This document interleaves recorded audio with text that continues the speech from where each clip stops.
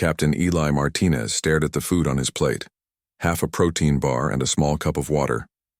This was all he allowed himself these days. He needed to set an example for his crew. Everyone on the Crimson Shadow was hungry.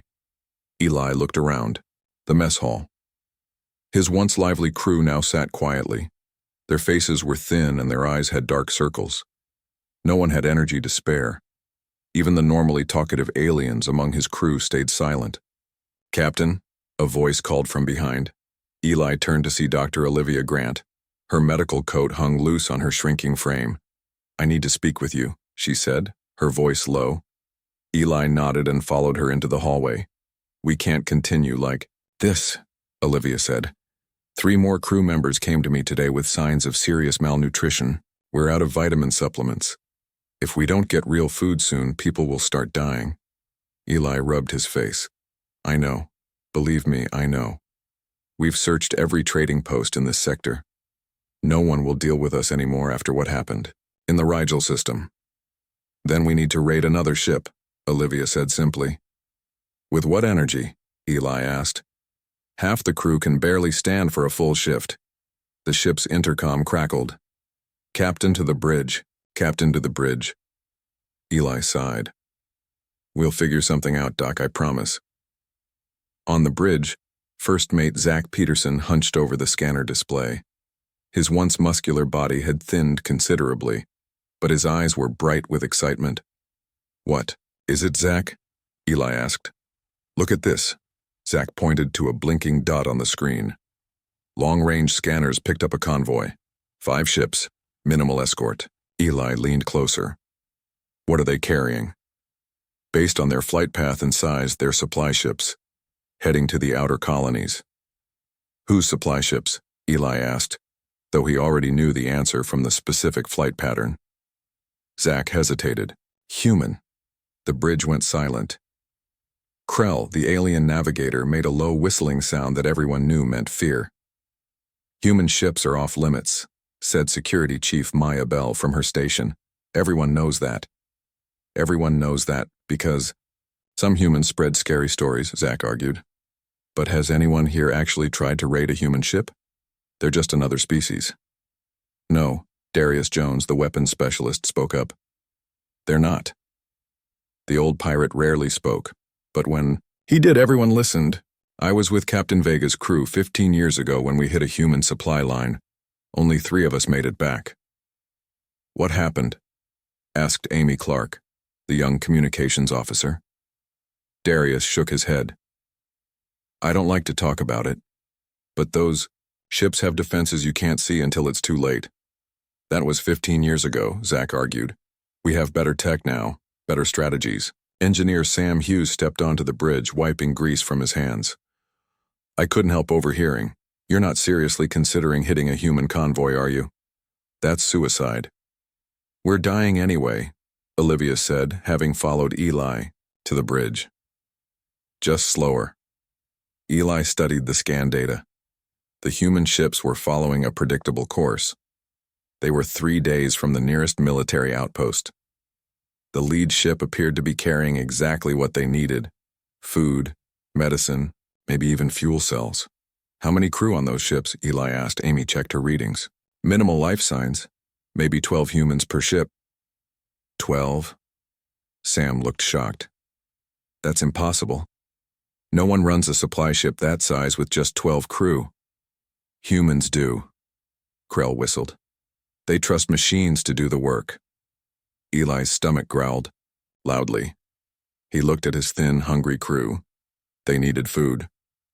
"Zach, plot an intercept course for the lead ship," Eli finally said. "Maya, I want a boarding plan in 2 hours. Sam, make sure our engines can give us a quick getaway." "Captain," Darius stepped forward, "I strongly advise against this." "Your concern is noted," Eli said firmly. "But we've run out of options. We take what we need and nothing more. We disable, board, grab, and go. No casualties." As the crew moved to their stations, Eli caught Darius and Krell exchanging worried looks. He understood their fear. Everyone had heard stories about pirates who tried to raid human ships. But those were just stories, surely exaggerated over time. They were about to find out the truth. Image description for Leonardo AI. A dimly lit bridge of a futuristic pirate spaceship. A thin, haggard captain with stubble stands looking at a holographic display showing supply ships. Around him, his diverse crew, including some with alien features, appears malnourished and desperate. The lighting is blue and red from control panels, creating an atmosphere of tension and desperation. The captain's expression shows conflict between fear and determination. The mess hall of the Crimson Shadow was packed. Every crew member who could stand had come to hear why they should risk their lives raiding a human supply ship. Captain Eli Martinez stood at the front, watching his hungry crew. "We all know the stories," Eli began. "Don't raid human ships. But has anyone here actually seen why?" Silence filled the room. Then Darius Jones stood up slowly. The old weapons specialist had scars covering half his face. "I have," Darius said. His deep voice carried through the room. 15 years ago, I was with Captain Vega's crew on the Black Star. We hit a human medical transport thinking it would be easy. The crew leaned forward. No one had heard this story before. There were only 10 humans on board according to our scans. We had 30. Pirates all armed to the teeth. Darius rubbed the scars on his face. We disabled their engines with one shot. No alarms, no distress calls, it was too easy. "What happened?" asked Ryan Cooper, one of the youngest crew members. "We boarded through the cargo bay, found medical supplies worth a fortune. Then the ship's captain appeared. Just one man. He asked us what we needed." Darius paused. Vega laughed and shot him. The mess hall was completely silent now. That's when it happened. The walls opened up. Machines came out, not regular security bots. These moved like living things. 3 of our crew were down before we could blink. Not dead, just disabled somehow. Then the lights went out. When they came back on, half our boarding party was unconscious. The ship's AI announced that human ships had been dispatched and would arrive in 10 minutes. Darius looked around the room. We ran, got back to our ship, but they followed us. Tiny drones, hundreds of them. They got into our systems. Dr. Olivia Grant frowned. "But you survived." "Only 3 of us. The humans actually rescued us from the wreckage, fixed us up. Then they let us go with a warning." Darius touched his scars again. "These weren't from the fight. These were from Captain Vega when he realized what he'd done." The crew murmured among themselves. Amy Clark, the communications officer, stood up next. "I've been listening to pirate channels for years," she said. "There are patterns. Ships go missing near human space. Then sometimes, months later, the crews turn up on border planets. They never talk about what happened, but they're never pirates." Again. Engineer Sam Hughes raised his hand. "I worked in a shipyard before joining up. We had a policy. Triple the security systems on any ship that might encounter humans. Not because humans steal, because they make others desperate." "What does that mean?" Zach Peterson asked. "Humans don't operate like other species," Sam explained. "They don't hoard. If you're starving, they'll feed you. If you're hurt, they'll heal you. But if you try to take by force what they would have given freely..." Sam shook his head. Krell, the alien navigator, made a whistling sound to get attention. His translator device activated. "My people have stories about humans," Krell said. "They are prey species that became predators. They know fear, so their mercy is genuine, but they remember being hunted, so their vengeance is absolute." Maya Bell, the security chief, stood up. "This is all very interesting, but it doesn't change our situation. We're starving. The human ship is there. Either we try to take what we need, or we start dying off one by one." Captain Eli looked around the room. "I've made my decision. We intercept the human ship called Prairie Wind. We take only what we need to survive, food and medicine. No luxury items, no weapons. We don't harm any humans unless absolutely necessary. And if those wall machines come out?" asked Darius. "Then we run," Eli said simply. "We've adjusted our approach vector to keep the Crimson Shadow at a distance. If things go bad, the boarding party will use emergency transponders. We'll pick you up and jump out immediately." The crew didn't look convinced, but hunger was a powerful motivator. Boarding party meets in the launch bay in 1 hour, Maya announced. Darius, I want you on the team. You've seen what we're up against. As the crew dispersed, Zach approached the captain. Do you think the stories are true? About the machines in the walls? Eli watched his desperate crew. I guess we'll find out. Image. Description for Leonardo AI. A tense meeting scene aboard a pirate spaceship. A scarred veteran pirate stands in the center of a crowded mess hall, telling his story to a thin, malnourished crew. The room is dimly lit with red emergency lighting. The storyteller is touching scars on his face with a haunted expression. The diverse crew, some with alien features, listens intently, with expressions of fear and desperation. In the background, a captain figure watches with concern. The scene conveys tension, hunger, and the weight of a difficult decision. Captain Eli Martinez stood on the bridge of the Crimson Shadow, watching the small fleet of human supply ships on the main screen. They were just tiny dots now, but in 6 hours, they would intercept the lead ship, the Prairie Wind. Any changes to their course? Eli asked. Krell checked his navigation console. No, Captain. They maintain steady course and speed. No signs they have detected us. Good, Eli said, though something felt wrong. It seemed too easy. Amy, any unusual communications? Amy Clark adjusted her headset. Nothing, sir. Normal chatter. Between the ships, routine status updates. She paused. They sound relaxed. Perhaps they don't expect trouble this far from the border, Zach suggested hopefully. Maya Bell entered the bridge carrying a tablet. Boarding plan is ready, Captain. We'll use the small shuttle. Approach from below their sensor range. Attach to their secondary cargo airlock. It should take their systems at least 30 seconds to detect us. Eli studied the plan. Who's on the boarding team? Myself, Darius, Zach, Ryan, and Chris, Maya said. Small team, fast in and out. Eli nodded. How long to get what we need? 10 minutes maximum, Maya replied. Food rations, medical supplies, maybe some fuel cells if we find them quickly. Sam approached from the engineering station. Captain, I've been analyzing what little data we have on human ships. Something doesn't add up. What is it? Eli asked. These supply ships. They have minimal weapons, minimal crew, and reportedly minimal security. Sam scratched his beard. But they travel through dangerous regions regularly and are rarely attacked. Either the stories about their defenses are true or what? Or they want to be approached, Sam finished. Darius, who had been quietly checking his weapon in the corner, looked up. It's a trap. Not necessarily, Eli said. Maybe they're just overconfident. Humans don't do overconfident, Krell whistled. They do prepared. Eli walked around the bridge thinking. Every instinct told him to turn around and find another way.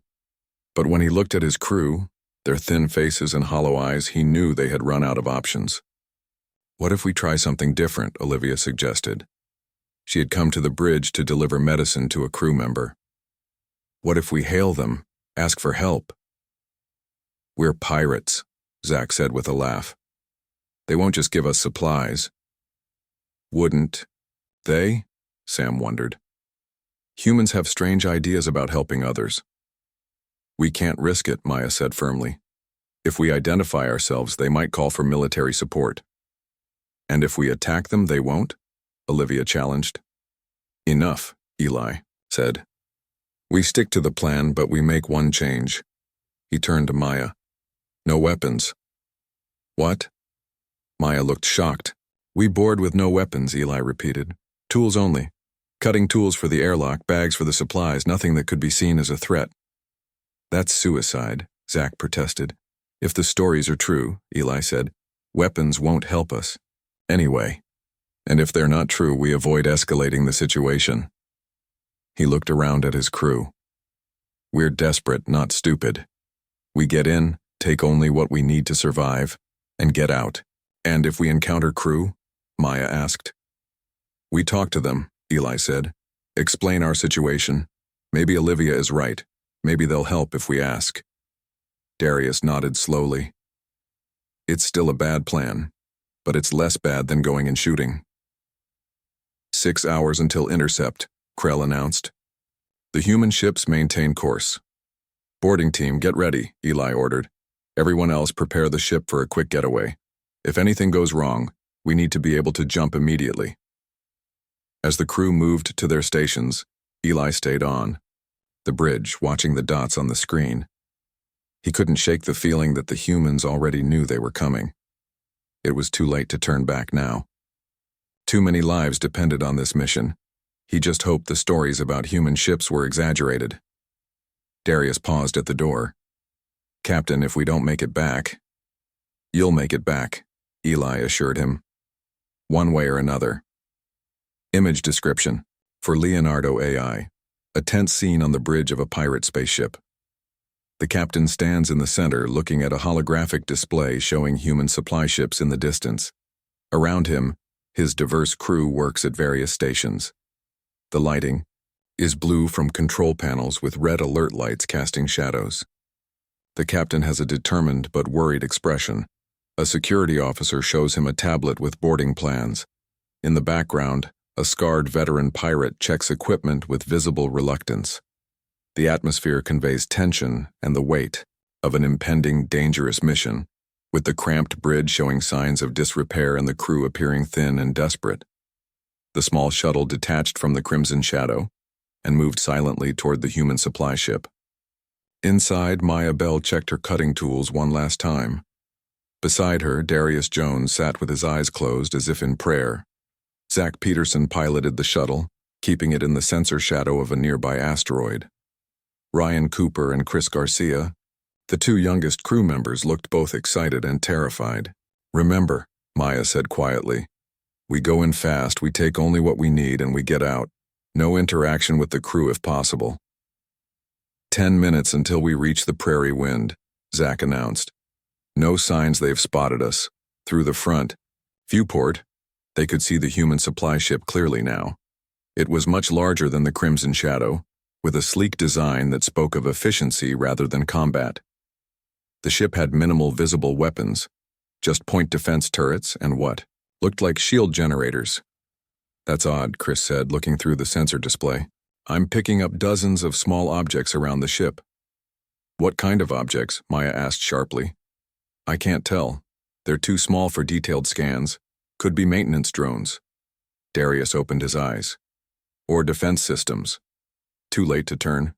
Back now, Zach said. 5 minutes to intercept. Maya activated her comm. Captain, we're approaching the target. Any last-minute intel? Nothing new. Eli's voice came through. Amy reports no change in their communications. They show no signs of alarm. Either they haven't spotted you or they're waiting for us. Darius finished grimly. Stick to the plan, Eli said. We'll be ready for emergency pickup if needed. The shuttle curved around the asteroid and accelerated toward the prairie wind's underbelly. Zach's hands moved confidently over the controls, bringing them to the secondary cargo airlock. Docking in 30 seconds, Zach said. Maya took a deep breath. Cutting tools ready? Ryan and Chris nodded, pulling out the plasma cutters they had prepared. The shuttle bumped gently against the hull of the prairie wind. Magnetic clamps engaged, securing them to the larger ship. We're attached, Zach confirmed. No alarm so far. Maya moved to the airlock. Cutting team, you're up. Ryan and Chris positioned their tools against the outer door of the cargo airlock. The plasma cutters hummed to life, their blue beams slicing through the metal like butter. This is too easy, Darius muttered. Don't jinx it, Zach hissed. After 2 minutes of cutting, the outer door was breached. Air hissed briefly, then stabilized as the prairie wind's internal systems compensated. We're in, Maya said into her comm. Moving to the inner door. The team floated through the outer airlock and began working on the inner door. This one had a standard emergency override, which Chris quickly identified. I can bypass this, he said, connecting a small device to the control panel. Should take about... To everyone's surprise, the inner door slid open smoothly. It just opened, Chris said, confused. Darius tensed. They know we're here. Doesn't matter, Maya said firmly. We stick to the plan. 10 minutes, grab supplies, and out. The 5 pirates entered the cargo hold of the Prairie Wind. The room was massive, stacked with neatly labeled containers. Food, medicine, clothing, building materials, fuel cells, everything a colony might need. I've never seen so many supplies in one place, Ryan whispered. Focus, Maya ordered. Food containers first, then medicine. They moved through the cargo hold, quickly identifying the containers they needed. The ship was oddly quiet. No alarms, no rushing crew members, nothing to indicate they had been detected. This container has emergency ration packs, Chris said, opening a large box. High calorie, long shelf life. Perfect. This one has medical supplies, Ryan added, opening another container.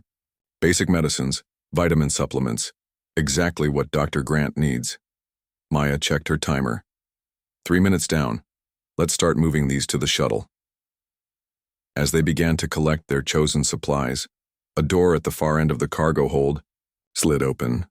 The pirates froze. A single human woman stepped through the doorway. She wore a simple blue uniform with a captain's insignia.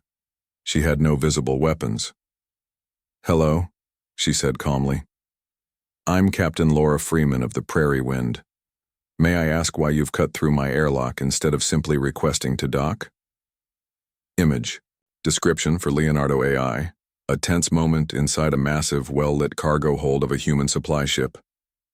5 nervous pirates in worn, patched clothing stand frozen among neatly stacked supply containers. In the foreground, a calm human woman in a blue captain's uniform stands in an open doorway, unarmed and with a neutral expression. The pirates look thin and desperate, with expressions of surprise and fear. One pirate is holding open a container of supplies while another has a cutting tool. The cargo hold is clean, organized and filled with labeled containers of various sizes. Emergency lighting casts a blue glow over the scene, highlighting the contrast between the pristine ship and the ragged pirates, the atmosphere. The pirates stared at Captain Laura Freeman in shock. She showed no fear despite facing 5 intruders on her ship. Maya stepped forward, trying to look confident despite her racing heart. We need supplies, Maya said simply. Our crew is starving. Laura nodded as if this was a normal conversation. I suspected as much from your approach. Why didn't you just ask? Zach laughed nervously. Ask? We're pirates. Nobody just gives pirates supplies. Humans do, Laura said. She walked further into the cargo hold, still showing no concern about the intruders. If you need food and medicine, we can provide that. Darius narrowed his eyes. In exchange for what? Nothing immediate, Laura said. She stopped near a control panel. We don't let people starve, even pirates, but I would hope you might consider other options for your future. The pirates exchanged confused looks. This wasn't how raids were supposed to go. It's a trap, Chris whispered. She's stalling us. No, Laura said, having heard him. If I wanted to trap you, you'd already be trapped. She touched the panel, beside her. A section of the wall slid open, revealing a rack of what looked like small metal spheres. These defense drones could have been deployed the moment you cut through our airlock. They weren't. Ryan stepped back. Then why show them to us now? So you understand that your current path isn't your only option, Laura said.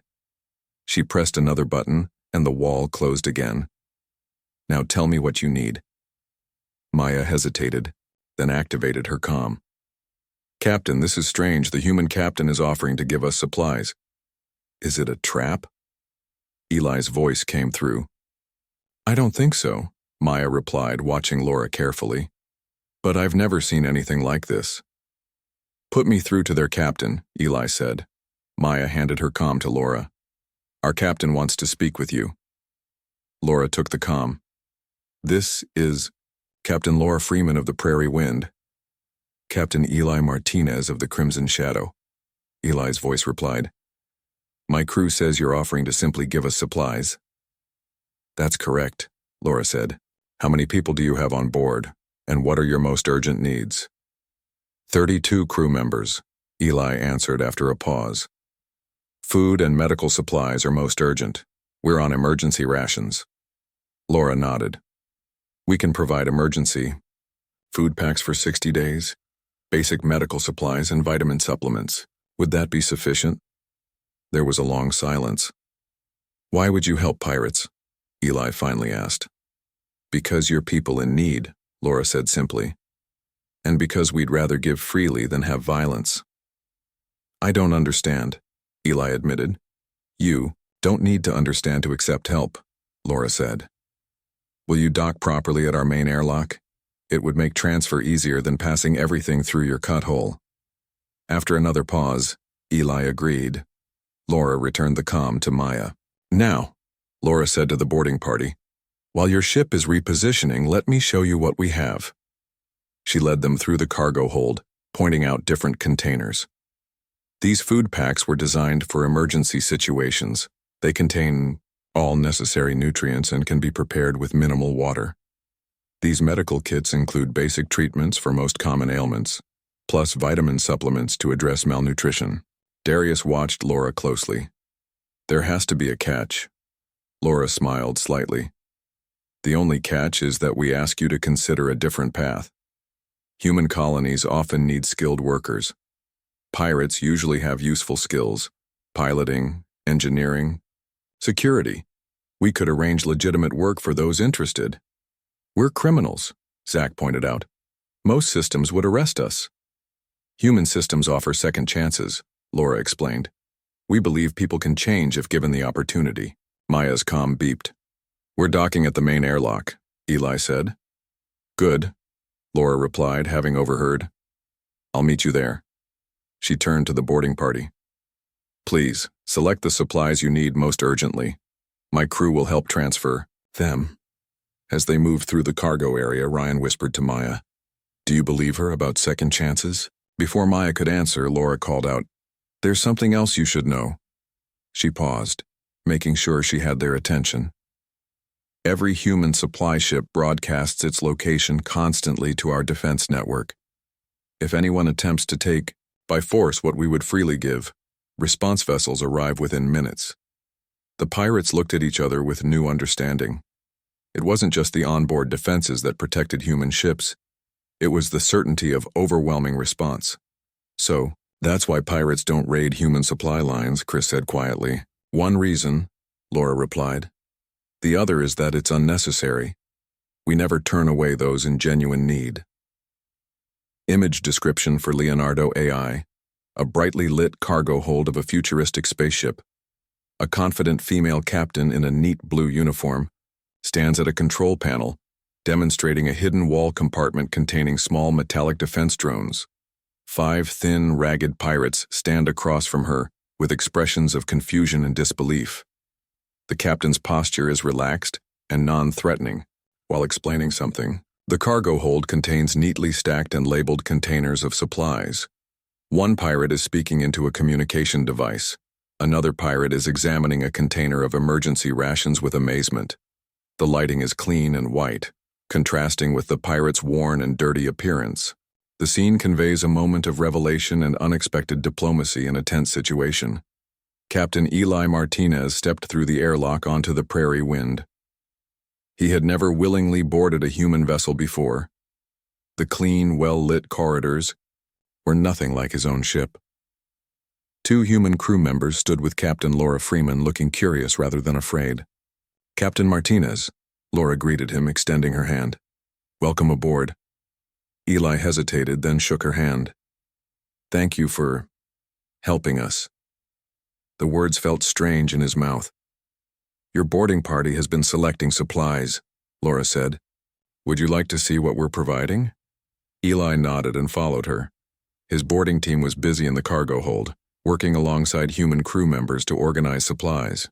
What struck Eli most was how relaxed everyone seemed, as if this was a normal trade, not a pirate raid turned into charity. I still don't understand, Eli said as they walked.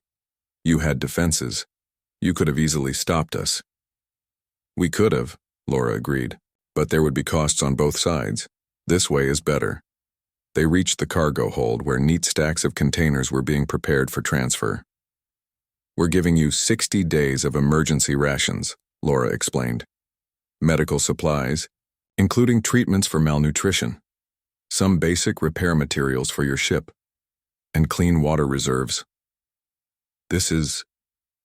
Eli struggled for words. "Thank you." Dr. Olivia Grant had come aboard to inspect the medical supplies. She approached them with amazement on her face. "These vitamin supplements are exactly what we need," she told Eli. "And they're giving us regenerative medicine that would cost a fortune on the black market." Ryan Cooper hurried over, excited. "Captain, they're giving us fresh fruits, real non-processed food." Eli looked at Laura. "Why are you being so generous? We came to rob you." "Because we can afford to be," Laura said simply. "And because every pirate crew we help this way is one less threat to worry about." At that moment, Ryan made a sudden move. He reached for a container that wasn't part of the agreed supplies, a small box labeled Restricted Technology. One of the humans called out, "Hey, that's not part of..." Ryan pulled a hidden knife from his boot. "Back off. I'm taking this too." Everything happened. In seconds. Panels in the ceiling slid open. Small metal spheres dropped down, unfolding in midair into spider-like drones. Before anyone could react, the drones fired thin beams of light. Ryan froze as the beam touched him, then collapsed to the floor. "Ryan!" Maya rushed to his side. "He's only stunned," Laura said calmly. She hadn't even flinched. "He'll wake up in about 20 minutes with a headache." Throughout the cargo hold, more panels had opened. Dozens of drones hovered, ready but not attacking. The pirate stood very still, suddenly remembering Darius's story. A voice came over the ship's speakers. "Captain Freeman, rapid response vessels have been notified of the incident. ETA 4 minutes. Stand down alert," Laura replied immediately. "Situation contained, no response needed." "Acknowledged," the voice replied. "Alert cancelled." Laura looked at Eli. "That could have gone very differently." Eli swallowed hard. "I apologize for my crew member's behavior." "He's young. Impulsive," Laura said. "But now you all understand. We freely give what you need, but we do not allow theft. Those are different things to us." Eli looked around at the drones still hovering. "And these defenses are on all human supply ships? And more you can't see," Laura confirmed. "But they're only activated when someone tries to take what would have been freely given." She gestured to the stunned Ryan. "Your crew member will be fine.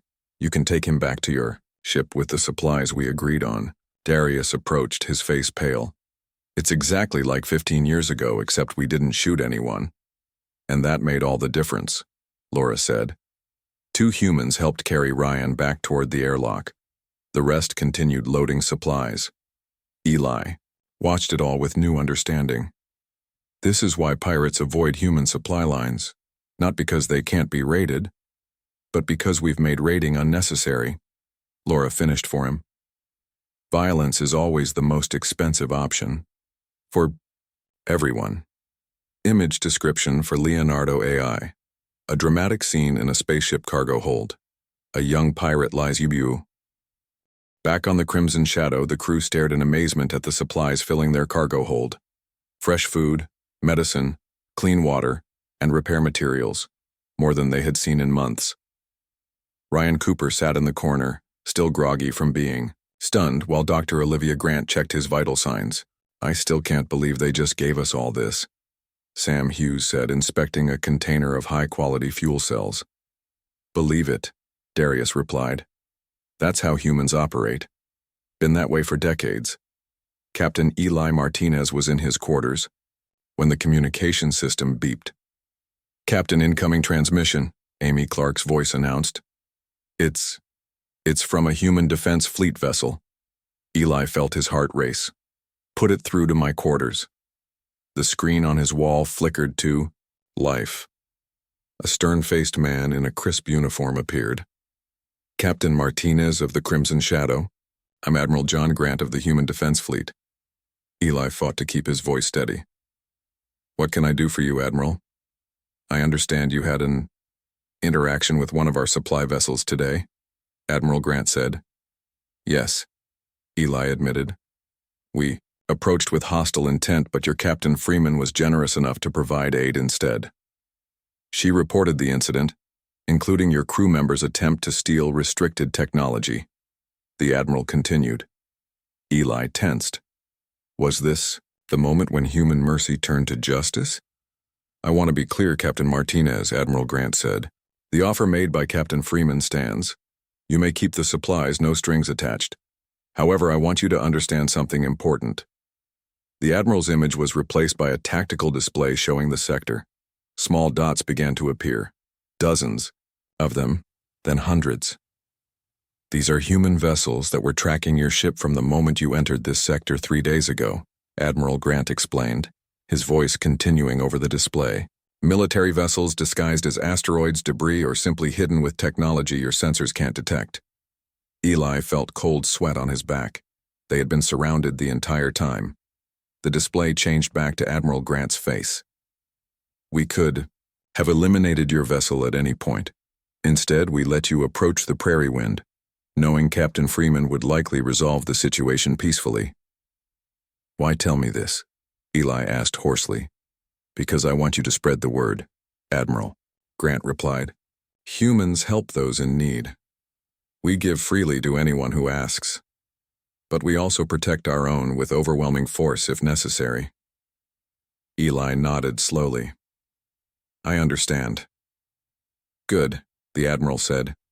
One more thing. You'll find a data chip with the supplies. It contains information about legitimate work opportunities in human space, new identities, clean slates, for any of your crew who want a different life. The transmission ended. Eli sat in silence for several minutes, processing what he had seen.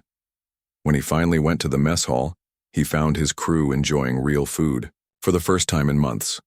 The mood was celebratory, though Ryan Cooper sat alone, embarrassed by his actions.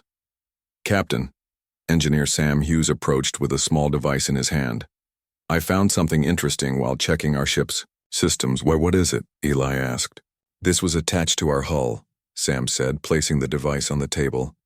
It's a human tracking beacon, advanced technology. It's been there for days, maybe weeks. Darius leaned closer. They were watching us the whole time.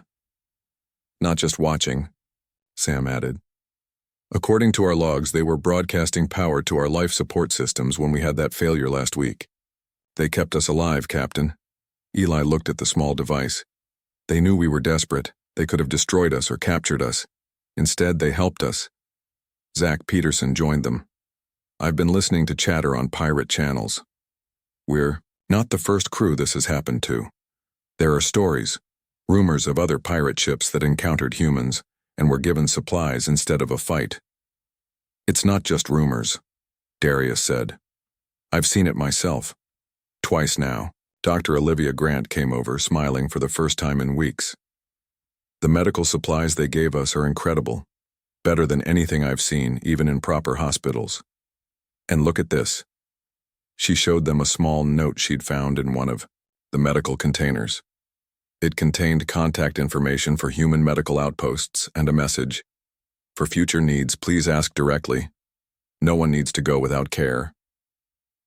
Eli looked around at his crew. Some were simply enjoying the food and relief.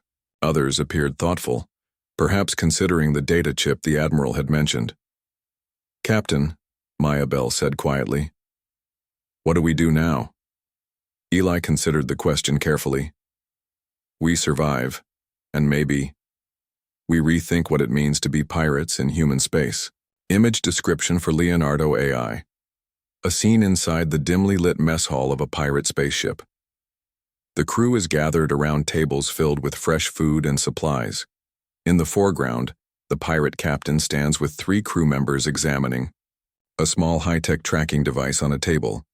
Their expressions show amazement and realization. The captain looks thoughtful and slightly shocked. In the background, crew members are eating real food with expressions of relief and joy. One young pirate sits alone looking embarrassed. A doctor is showing a small note to other crew members with excitement. The lighting is warm with a mix of red emergency lights and yellow mess hall lighting. The contrast between the worn interior of the pirate ship and the pristine human supplies is evident. The scene captures a moment of revelation and potential change for the pirate crew.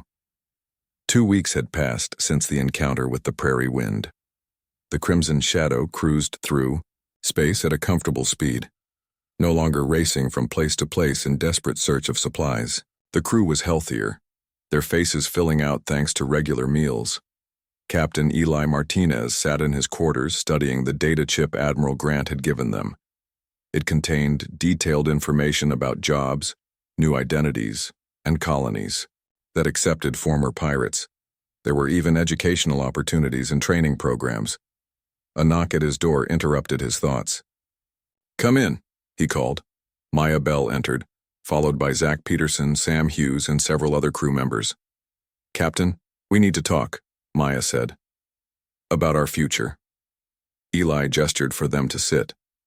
"I've been thinking about that too. Some of us have been discussing the options on that data chip," Zach said. "The human colonies need security personnel, engineers, and pilots, skills we already have." "You're considering taking their offer?" Eli asked. Sam nodded. "I've been a pirate for 8 years. Before that, I was a legitimate engineer. I'd like to build things again, not just keep old systems running." "We've taken a vote among the crew," Maya explained. 23 want to accept the human offer. 6 want to continue as pirates. 3 are undecided. Eli wasn't surprised.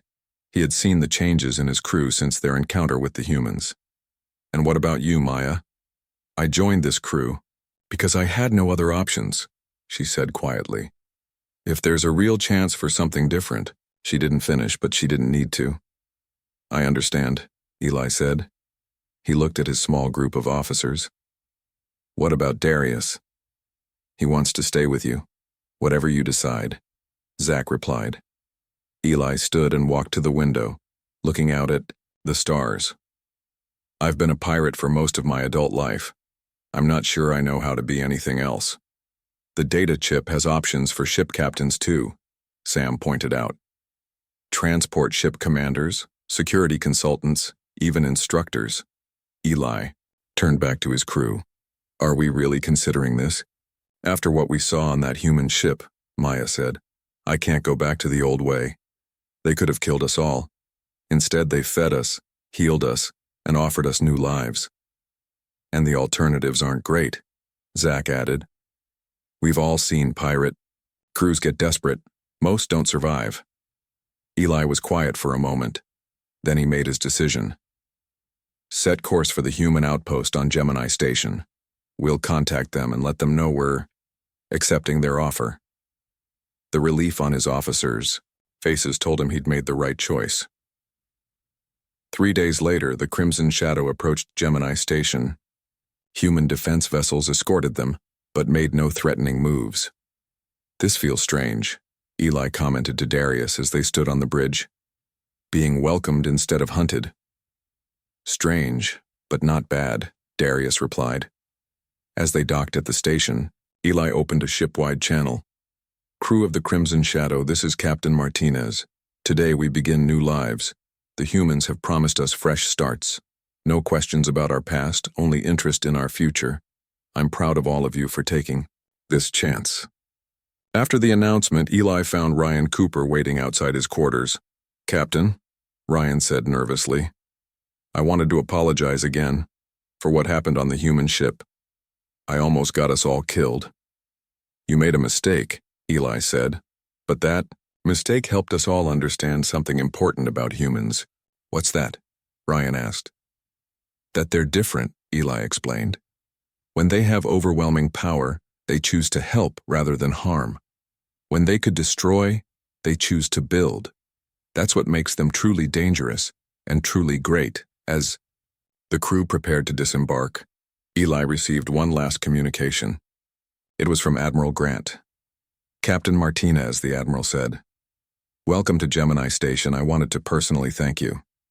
"Thank me?" Eli was confused. "For what?" "For spreading the word," Admiral Grant replied. "Since your encounter with the Prairie Wind, 3 other pirate vessels have approached our supply ships, Not to attack, but to ask for Helly.